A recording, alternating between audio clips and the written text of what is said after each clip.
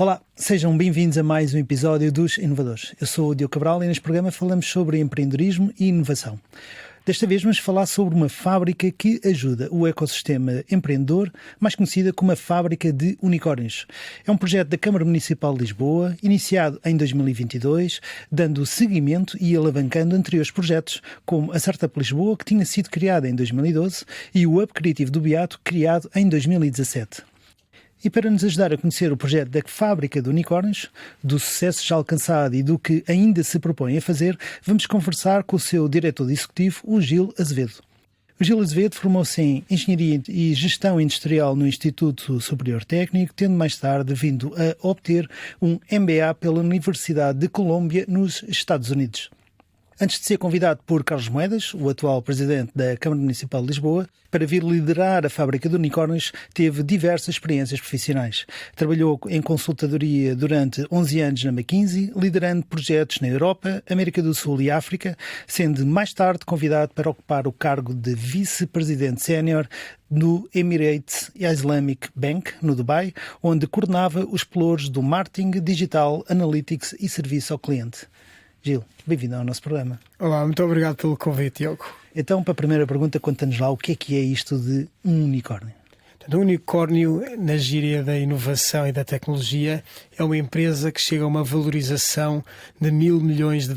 Ao câmbio atual dá cerca de 900 milhões de euros, mas serve acima de tudo para identificar aquelas startups que já têm uma escala mundial e acabam a ser grandes empresas mundiais. Daí esta fasquia dos $1.000 milhões, que é um bocadinho aqui uma grande ambição que os founders têm para as suas empresas. De modo muito resumido, qual é a missão principal da Fábrica de Unicórnios? A Fábrica de Unicórnios nasce aqui da visão do Presidente da Câmara, Carlos Moedas, aproveitando também a sua experiência como Comissário Europeu da Inovação anteriormente, de posicionar Lisboa e Portugal como grandes centros de inovação a nível internacional. E, portanto, o projeto da Fábrica de Unicórnios, como o nome diz, vem ajudar as startups a poderem se tornar empresas relevantes a nível mundial e desta forma que Portugal e que Lisboa em específico possa ser aqui um ecossistema, assim, um mercado em que possam de facto os empreendedores ter essa capacidade de desenvolverem os seus negócios a uma escala global. Quando o Presidente criou, quando o Presidente da Câmara Municipal de Lisboa criou, não criou sozinho, portanto teve aqui várias empresas parceiras.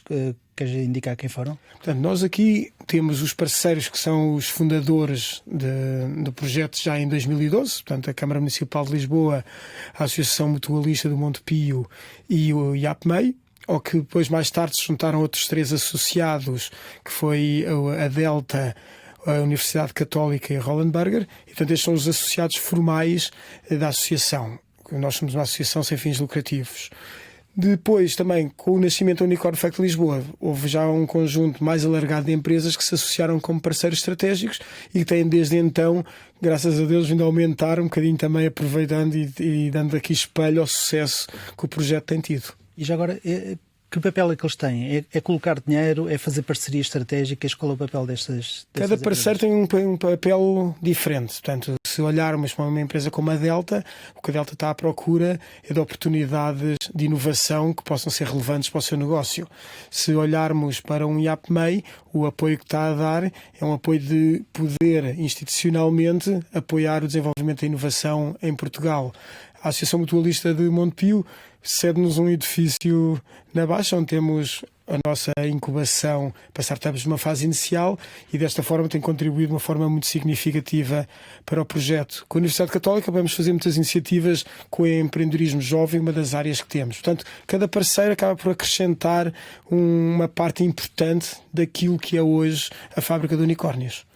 Então agora conta-nos lá, quais são as áreas, vocês têm uma área, são muito abrangentes, detalhem um bocadinho cada uma das áreas que vocês têm dentro da Fábrica de Unicórnios. Pois, de facto, nós desde 2022 expandimos muito o que era o âmbito da atuação aqui da associação e agora a Fábrica de Unicórnios. Portanto, temos o programa de incubação, que é para startups numa fase inicial, que estão à procura do primeiro investimento, do primeiro cliente, lançar o primeiro produto. Temos uma área de... Já agora, esse programa de incubação antigamente era a Startup Lisboa. Antigamente era o que era a Startup Lisboa. De facto, era esta área a uma escala menor, bastante menor que é hoje. Para dar uma ideia de números, hoje em dia temos no nosso programa de incubação mais de 200 startups, antigamente eram 50 startups, portanto é uma escala muito diferente, mas sim, portanto, é aqui uma evolução do que era a Startup Lisboa nesta área de incubação. Mas a Startup Lisboa neste momento deixou de existir como nome, agora é um programa de incubação, é o nome que se dá. Portanto, agora todos os nossos programas têm a marca Fábrica de Unicórnios, em que espelha exatamente todo este processo de criação, desenvolvimento e expansão de uma startup. Muito bem. Portanto, além então voltando às áreas. Exato. Além do programa de incubação, primeira área. Programa de scaling up, onde apoiamos startups que já têm um produto, têm uma equipa, têm receitas e que o foco é o crescimento internacional. E, portanto, temos um programa desenhado especificamente para apoiar estas startups a crescerem rapidamente para outros mercados. Depois temos a nossa área internacional, onde fazemos pontes com outras geografias para fazer iniciativas em conjunto e também para atrair startups e empresas tecnológicas internacionais para Portugal e para Lisboa especificamente. Depois temos a área do empreendedorismo jovem, onde trabalhamos com universidades, escolas secundárias e até escolas primárias para desenvolver capacidades de empreendedorismo e inovação nos mais novos, que para nós é essencial para garantir os projetos do futuro e também para as carreiras do futuro. Agora que falamos todos em inteligência artificial, é essencial as pessoas entenderem a importância da inovação. Depois, em quinto lugar, temos a nossa área dos hubs de inovação, portanto, criámos ao longo destes últimos anos uma rede de hubs de inovação em áreas de elevado crescimento e de elevada importância, como a inteligência artificial e a sustentabilidade e o gaming. E depois, por fim, uma área mais recente que lançámos há um ano, que é a área da inovação social, em que o que fazemos é apoiar startups que tenham soluções que podem ter um impacto positivo na vida das pessoas das cidades e ajudar essas startups a desenvolverem pilotos e a implementar as suas soluções com a Câmara Municipal de Lisboa. Também aqui foi fruto de um prémio que ganhámos, que foi a Capital Europeia de Inovação, que Lisboa ganhou, e que o Presidente da Câmara quis fazer esta ligação da inovação à vida do dia-a-dia das pessoas e como é que deixarmos de falar apenas em emprego e em investimento, mas falarmos também do que é que no dia-a-dia a vida das pessoas muda com a inovação. Outro prémio que vocês têm é os Entrepreneurship Awards, não é? Um prémio anual. Quem é que se pode candidatar? Dá-lhe um bocadinho sobre esses prémios. Então, nós temos um conjunto de categorias nos prémios de empreendedorismo, Entrepreneurship Awards. O prémio principal é o Empreendedor do Ano, em que distinguimos um empreendedor que tenha tido uma história especialmente forte no último ano. Para dar como exemplo, os últimos a ganharem foram os fundadores da PowerDot e que fizeram ano passado a maior ronda em Portugal em muitos anos. Depois tem uma categoria de empreendedorismo jovem também, portanto a startup que é constituída por estudantes que teve mais sucesso. Tem uma terceira categoria que é a startup de impacto, portanto, em que fazemos em parceria com a Casa de Impacto, aquela startup que tem fins de corporate social responsibility. E depois, por fim, temos a startup mais promissora, em que olhamos para todo o nosso portfólio de startups, que hoje em dia já são mais de 300 entre todos os programas, e selecionamos aquela que também, com base no último ano, tem mais potencial e que usamos aqui os investidores para ajudarem-nos a decidir qual é a melhor. Olha, Gil, muito obrigado por teres vindo aqui ao programa. Infelizmente já terminou. Até à próxima e muito sucesso aí para a vossa jornada aí na Fábrica de Unicórnios. Obrigado, Diogo. Eu e Gil Azevedo vamos continuar a conversar e tanto este programa de rádio como o resto da conversa ficarão disponíveis na RTP Play e nas diversas plataformas de podcast. Subscrevam para acompanhar mais histórias de sucesso. Muito obrigado a todos. Eu regresso no próximo episódio. Então agora, segunda parte. Quais são os próximos passos que a Fábrica de Unicórnios tem aí no seu roadmap? Portanto, a Fábrica de Unicórnios teve aqui a capacidade, em muito pouco tempo, ganhar uma escala muito grande a nível nacional. Portanto, se olharmos para todas as rondas de financiamento ou de investimento que houve em 2024, mais de metade são startups que estão nos nossos programas, o que demonstra que a nível nacional já temos uma escala de facto muito grande. E portanto aqui a nossa grande prioridade é conseguirmos tornar que este projeto seja também um projeto que permita atrair e crescer fora de portas. E, portanto, o nosso foco internacional vai ser cada vez mais maior. E, portanto, conseguirmos atrair mais startups para Portugal e conseguirmos criar pontos que startups portuguesas tenham apoio local noutros países e dessa forma também ajudá-las a crescer. Portanto, este vai ser aqui a grande prioridade para o futuro.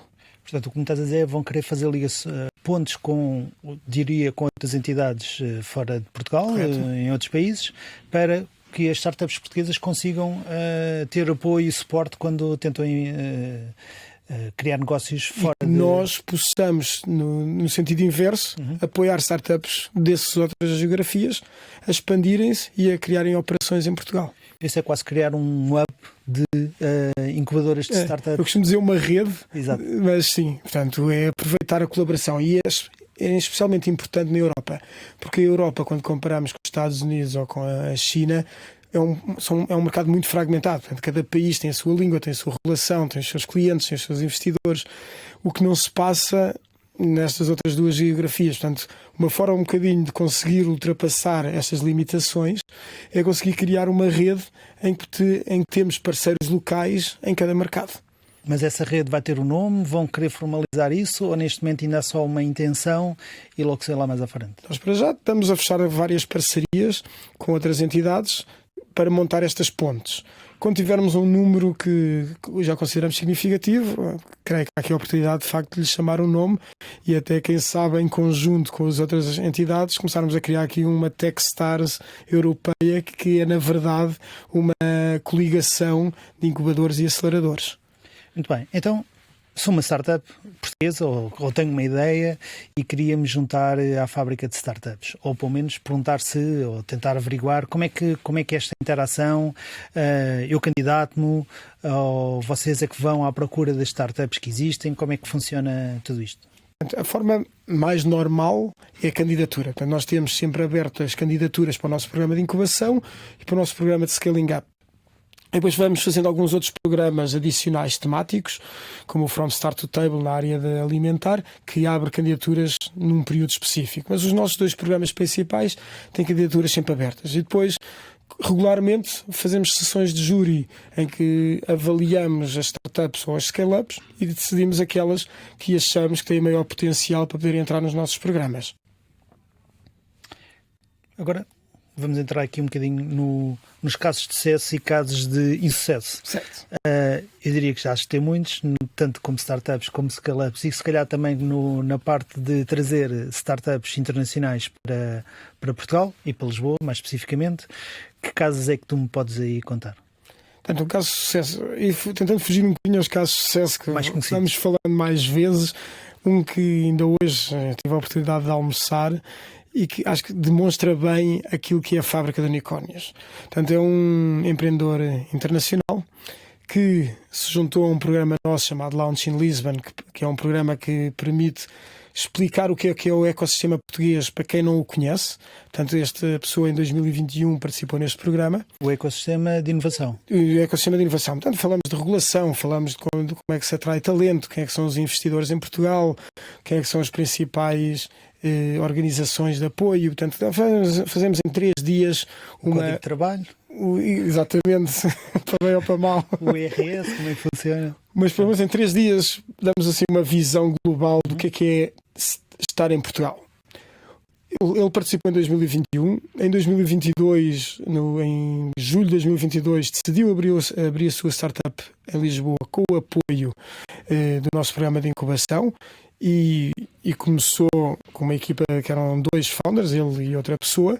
Este projeto, entretanto, evoluiu. Em 2024 já se juntou ao nosso programa de Scaling Up.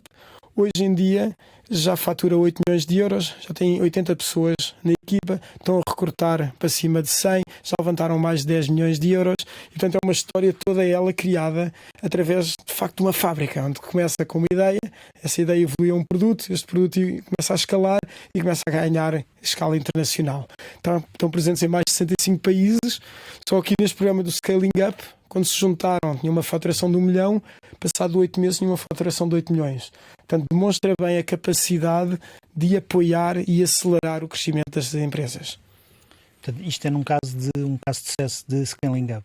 Casos de sucesso da antiga Startup Lisboa, agora programa de incubação. Que casos de sucesso é que tu tens aí que possas escutar, que não seja dos mais conhecidos? Já. Portanto, dou outro exemplo, uma empresa numa fase mais inicial, mas que também acho que é uma boa história. Portanto, o caso da Intuitivo, que uma empresa que vem acelerar e simplificar muito a avaliação de testes por parte dos professores nas escolas, que teve desafios grandes e que nós conseguimos ir apoiando e hoje ganhou no Web Summit de Lisboa o prémio da melhor startup. Portanto, é uma história de resiliência face aos desafios que teve. Aqui até faço referência a um dos nossos mentores e que também investidora neste projeto, que é a Rita Vilas Boas, em que conseguiu de facto dar também um apoio grande, e hoje em dia são uma das startups com maior potencial que temos nesta fase inicial.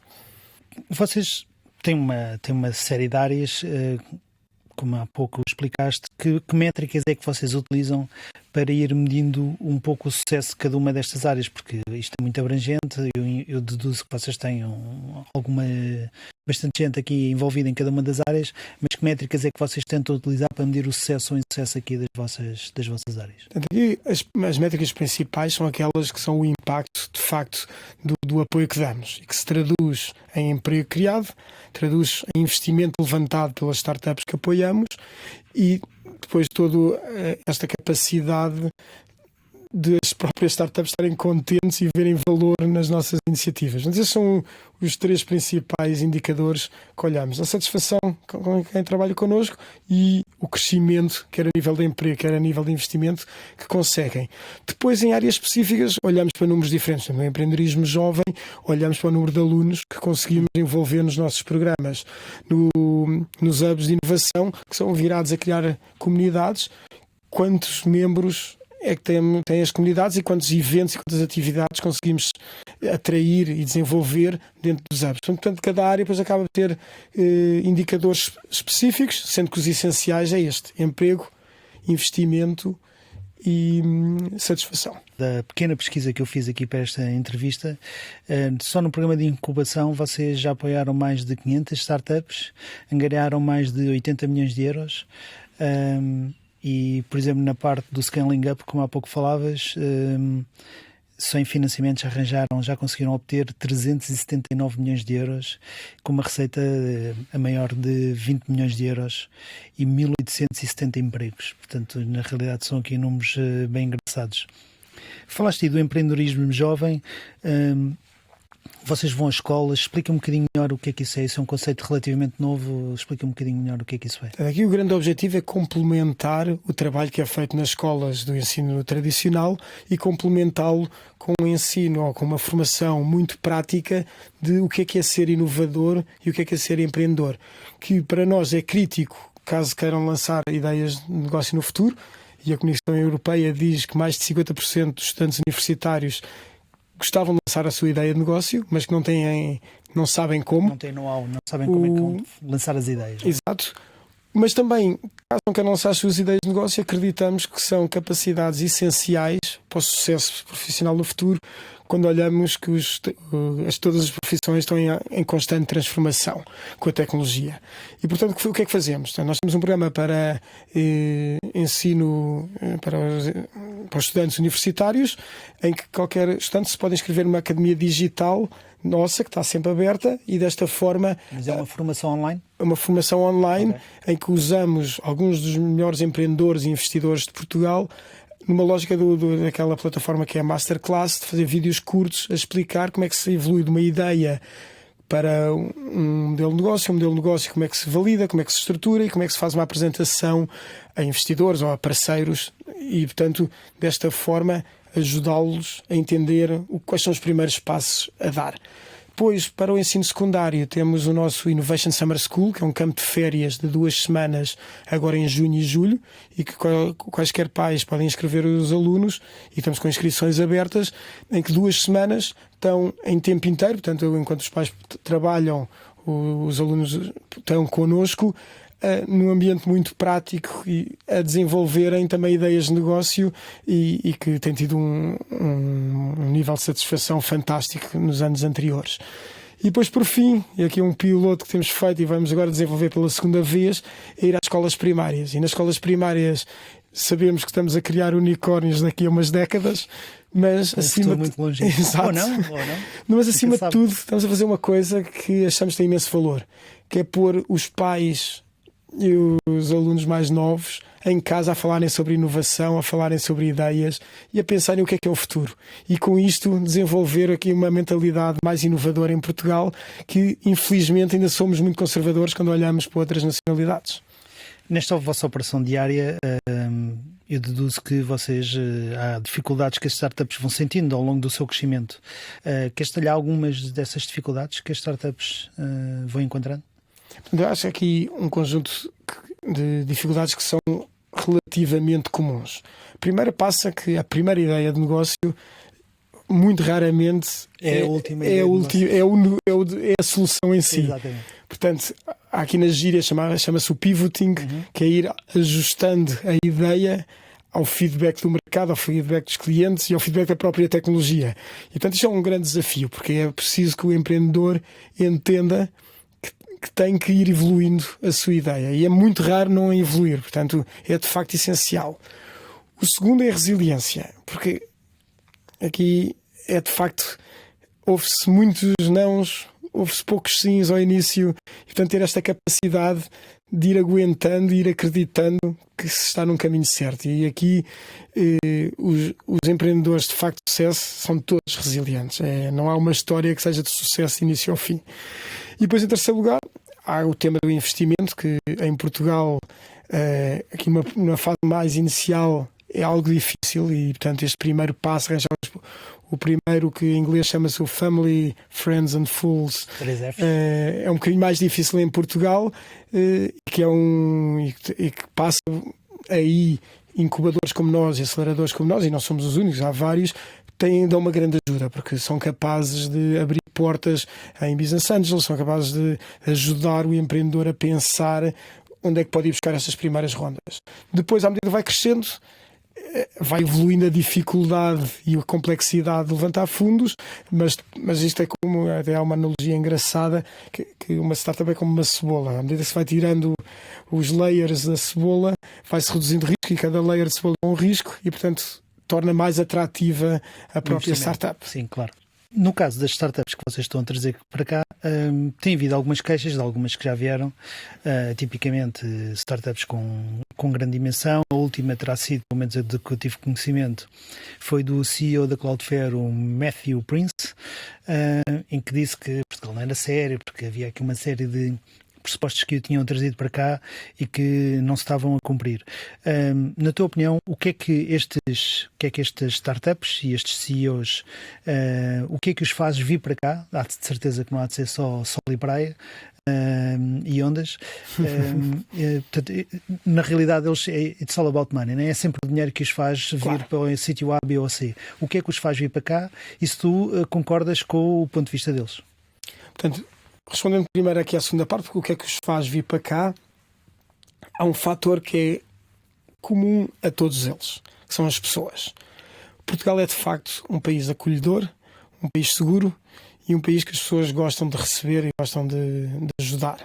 E isso tem um impacto muito positivo a nível emocional. E, portanto, quando aliamos isto um país que tem vindo a fazer uma forte aposta em atrair inovação, e em particular a cidade de Lisboa com o nosso projeto, os fundadores e estas grandes empresas internacionais veem aqui uma capacidade de se instalarem e conseguirem continuar a crescer a um ritmo acelerado num país que é de facto fácil de estar em comparação com outros países.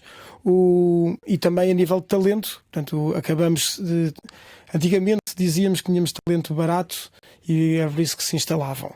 Hoje em dia já não é assim tão barato, já não há assim tanto, porque já há muitas empresas de facto já se instalaram em Portugal, mas continuamos a ter talento e continuamos a ter as melhores universidades, ou das melhores universidades a nível europeu de tecnologia, mas também, e aqui é onde entra mais uma vez o sermos um país acolhedor, que sermos capazes de atrair talento de outros países e esse talento querer viver em Portugal, o que é uma grande vantagem.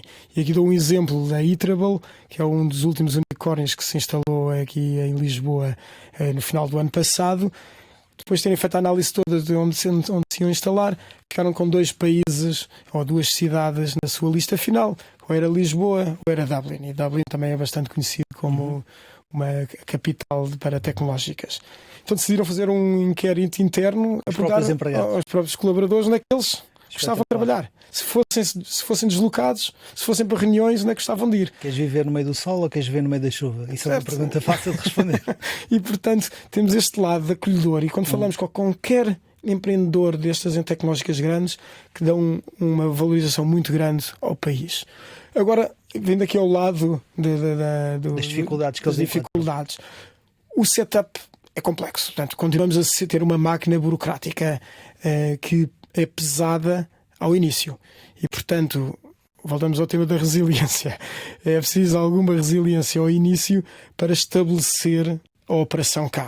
Há o tema dos vistos, há o tema da localização, dos escritórios e, portanto, aqui ainda temos um espaço para de facto melhorarmos. E espero que agora que entramos aqui numa nova legislatura que se possa olhar para este tema da burocracia e especialmente quando estamos a falar de trabalho de alto valor acrescentado, conseguirmos aqui criar canais que possam simplificar aqui estas dificuldades iniciais. De qualquer forma, a partir do momento passando esta fase inicial, o feedback que temos é muito positivo sempre. E para cada Cloud Fair temos mais 20, 30 empresas que falam muito bem de estar em Portugal. E, portanto, acreditamos que Portugal continua a ter a capacidade de atrair os melhores projetos internacionais, tem esta capacidade de continuar a poder crescer.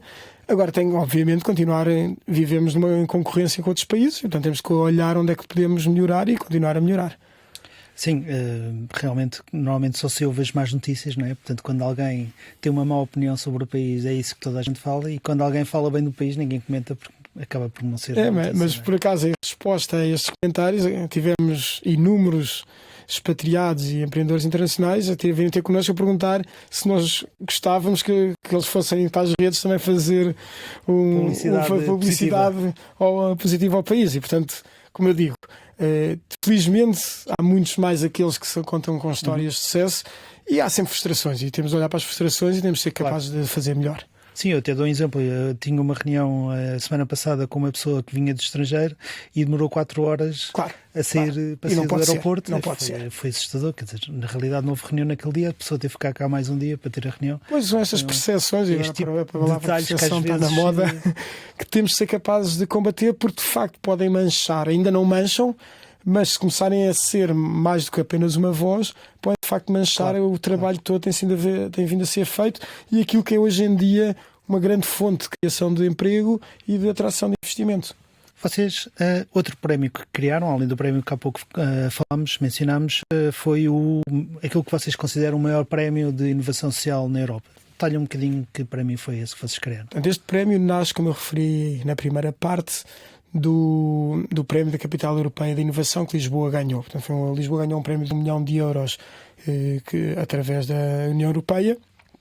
E o Presidente da Câmara, Carlos Moedas, decidiu que uma parte significativa deste prémio deveria servir para trazer inovação para o dia-a-dia das pessoas. E, portanto, com ele identificámos 3 áreas: educação, saúde e integração de imigrantes, como áreas que são desafios das cidades modernas, e abrimos então um concurso das startups para poderem propor as suas soluções para serem implementadas na cidade. Ao todo recebemos 327 candidaturas, portanto... Mais de 40 países? Mais de 40 países, exatos. Portanto, foi exatamente 40 países. E aqui tivemos a dificuldade de escolher 3 finalistas por categoria e depois, ao longo de 6 meses, trabalhar com estes 9 portanto 3 vezes 3, a desenvolverem as suas soluções com a cidade e, portanto, acabámos este processo há poucos dias e anunciámos os vencedores. Então diz-nos lá quem foram os Portanto, vencedores. dentro da saúde foi a Usava Care, em que é uma plataforma que disponibiliza pediatras 24 horas por dia, durante 7 dias por semana, aos pais. Portanto, a qualquer momento podem contactar um pediatra para algum problema que tenham. Na área de educação foi a Grow Happy, que tem uma plataforma que liga aos professores e aos pais e que simplifica muito o trabalho de comunicação entre a escola e os pais. E depois, em terceiro lugar, na área de imigração, foi a Equivalence, em que tem uma solução que permite a qualquer imigrante, vindo com um currículo de um país terceiro, em que nós cá não somos capazes de interpretá-lo, sermos capazes de analisar esse currículo ao fazer a equivalência, o equivalence àquilo que são a nossa realidade.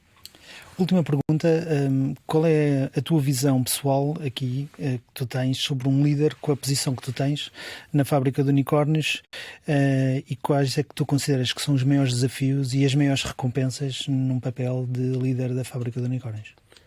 Portanto, eu não sei se entendi bem a pergunta, mas se for o que é que eu acho que é os principais... Qual é o papel e quais são os desafios? Aqui, o meu principal papel, ou o papel de um líder numa organização como a minha, é assegurar que existe uma visão, existe uma estratégia que é entendida e que de facto permite ter ambição. E, portanto, foi essa a gênese do projeto da Fábrica de Unicórnios.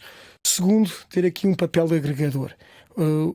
Projetos como este, em que o objetivo é crescerem, ganharem escala e terem relevo internacional, têm de ser capazes de trabalhar com todo tipo de organizações. Então, estamos a falar de investidores, startups, empresas, universidades, outras empresas como a nossa noutros países. Então, ter esta capacidade de agregar e de conseguir colaborar com o ecossistema como um todo. Portanto, não olharmos para as outras organizações como as nossas como concorrentes, mas sim como parceiros para aumentarmos o ecossistema.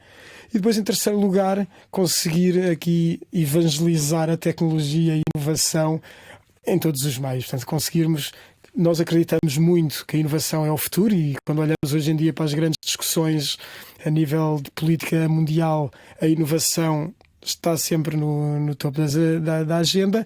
Fazemos esta evangelização, quer nas escolas, quer com as empresas, em que a inovação tem que pertencer ou tem que estar no dia-a-dia de todos nós. Agora vou-te fazer aqui umas perguntas que são aquilo que nós chamamos de teasers para colocar depois nas redes sociais. Peço respostas relativamente curtas. A primeira pergunta é: quem é a pessoa que mais te inspira? Eu vou responder com uma pessoa que me inspirou recentemente e nesta minha vida de diretor executivo da Unicorn Factory Lisboa, que é o founder do mais recente unicórnio, o Ricardo da Tekever, em que é uma história de resiliência, mais uma vez, espetacular. E o terem chegado ao unicórnio demonstra a capacidade dos portugueses de se reinventarem e num projeto de 20 anos conseguirem atingir este estatuto. Sim, é verdade. Ele teve aqui alguns projetos também aqui em parceria com algumas pessoas da RTP.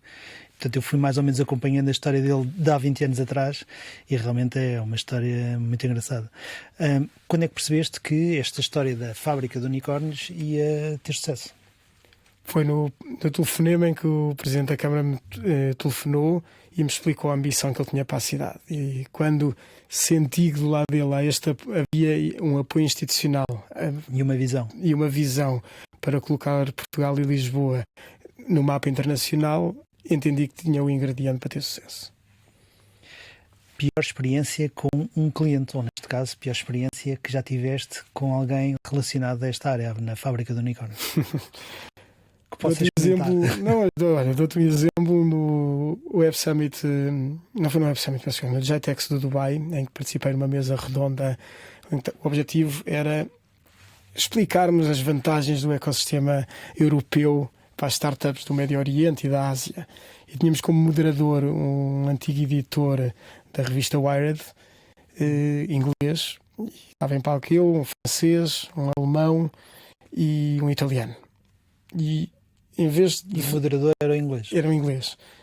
Passou o tempo todo a perguntar porque é que na Europa andávamos todos sempre à pancada e porque é que na Europa estava atrás dos Estados Unidos e da China. Portanto, aquilo que era um objetivo ser uma conversa para motivar as startups a candidatarem-se e virem para a Europa, passávamos o tempo todo a defendermos porque é que a Europa não era assim tão má. Portanto, aquilo foi de facto uma experiência terrível, ali com uma audiência de 100 startups olharem para nós e a ter exatamente o objetivo contrário àquilo que queríamos. Muito bom.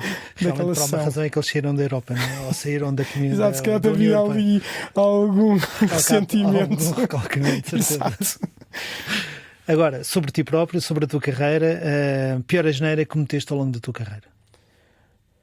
Eu acho que foi não ter arriscado em momentos que podia ter arriscado. Eu acho que tenho uma carreira que acho que tenho desenvolvido bem, mas houve momentos em que tive receio. E acho que aqui também voltamos mais um bocadinho à cultura portuguesa e gostava de, em algumas alturas, ter tomado a decisão mais difícil e em algumas vezes fui para a mais fácil. E agora onde é que vês a fábrica de unicórnios daqui a 5 anos? Portanto, eu acredito que a Fábrica de Unicórnios vai ser um projeto internacional de relevo internacional, em parceria com outras organizações e em conjunto sermos uma Techstars europeia. Gil, olha, temos de terminar o nosso programa. Os chamados 30 minutos que eu tinha de margem já foram largamente ultrapassados. Muito obrigado por teres vindo aqui e muito sucesso para vocês. Muito obrigado, Diogo, e espero que tenha ajudado também aqui a motivar a ver mais inovadores. Futuros empreendedores. Portanto, olha, muito sucesso aí para a Fábrica de Unicórnios e espero que consigam trazer muito investimento e muitos técnicos altamente qualificados aqui para este cantinho à beira-mar plantado. Obrigado. Okay. Para quem esteve a ver-nos e a ouvir-nos, esta conversa com o Gil Azevedo, da Fábrica de Unicórnios, talvez possa ajudar a todos os que querem empreender e criar negócios inovadores. Espero que acompanhem este programa na RTP Play ou numa qualquer plataforma de podcast. Muito obrigado a todos. Eu regresso no próximo episódio.